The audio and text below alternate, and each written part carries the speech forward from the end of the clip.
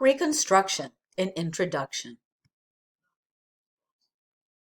Watch this video.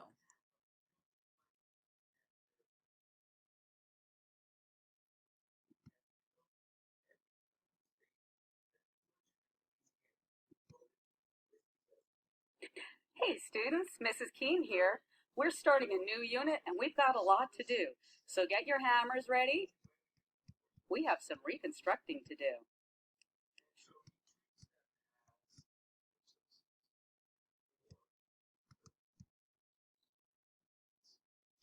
Hi everybody, here I am back in the classroom. I'll tell you what, the story of Reconstruction sure is interesting.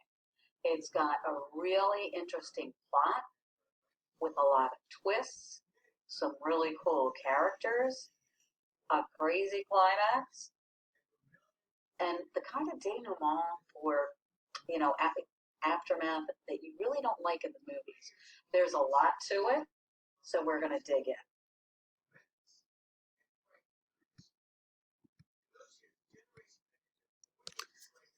Why is it called Reconstruction? Look up Reconstruction in the dictionary.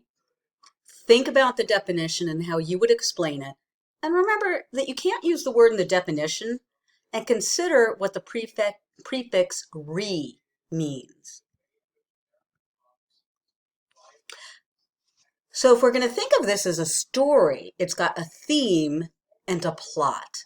And the theme is change. The plot. Think of the North and South as two people.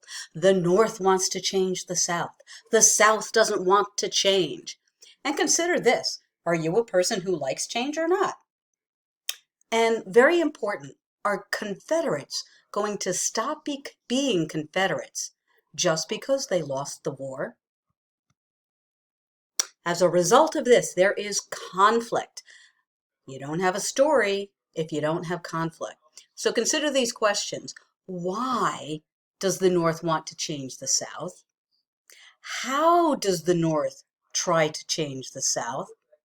Why doesn't the South want to change? And what does the South do to keep from changing?